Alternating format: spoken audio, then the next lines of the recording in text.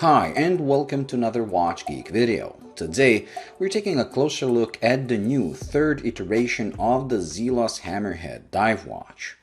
Zelos is a micro brand loved by the watch community, not just because they offer a great bang for buck as they call it, but also because they like to do things their own way, which usually means unique and original designs, which automatically makes me respect them more.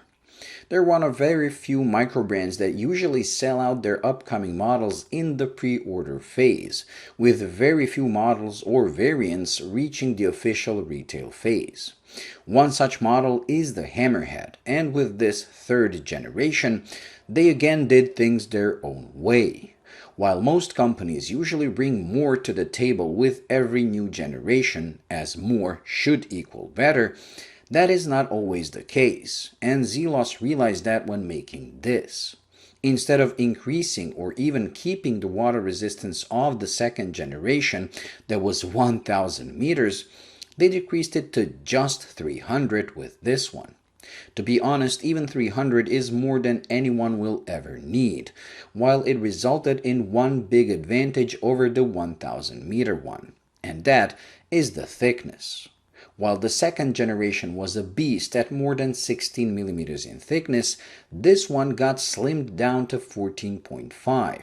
But even that is not realistic, as it drops to just over 13 when you take the dome of the crystal out of the equation. It is still not a slim diver by no means, but it is much more wearable.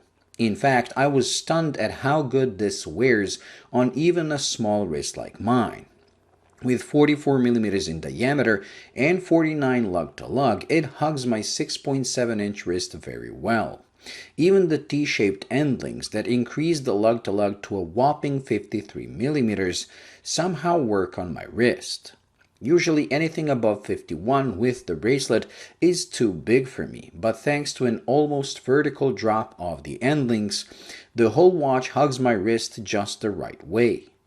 One thing that reveals its true size is the weight.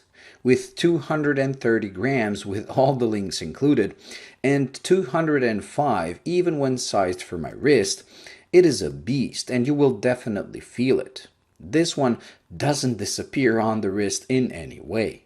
But again, thanks to the massive solid link bracelet and an amazing machined clasp that even comes with a glide lock mechanism, the weight is well balanced.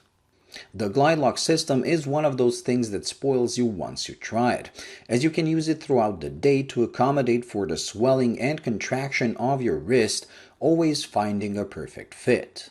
You start thinking to yourself that every watch that comes on a bracelet should have one. The bezel is also a chunk of steel with easy-to-grip industrial-looking teeth, and in this colorway a steel insert, while others come with a ceramic one. The clicks are firm but precise and feel the same way the bezel looks, industrial, which in this case I like. All the bezel markers are loomed using C3 loom, while the beautiful white dial is loomed completely using BGW9 loom, which in my opinion is the right decision. Yes, it is slightly weaker than the C3, but it is more than adequate given the contrast between the blacked out hands and markers and the loomed dial, as well as the size of the said markers and hands.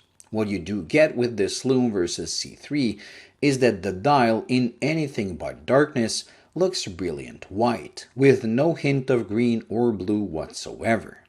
Then when you get close, you realize the dial has a grainy structure, looking almost like freshly fallen snow. It is no Grand Seiko snowflake, but it is very interesting looking. The placement of the date window at 6 o'clock and matching it with the width of the marker shows you can have a date and have perfect symmetry, which is even more pronounced in the dark, as the date window looks like an extension of the 6 o'clock marker. To make things less boring and to avoid a monochromatic scheme of only black and white, the Hammerhead name and the seconds hand are done in teal, adding a splash of color that further creates a snow and ice kind of theme. I don't know if that was their intention, but it gives me those vibes. The Seiko NH35 movement that beats away 21,600 bph comes with both hacking and hand winding, is the only thing where Zelos blends with most other micro brands. But then again, it does help in keeping the price in check. The retail price will be $449 starting the 1st of June. But until then, or should I say for 2 more days, you are able to get these at pre-order price of $349.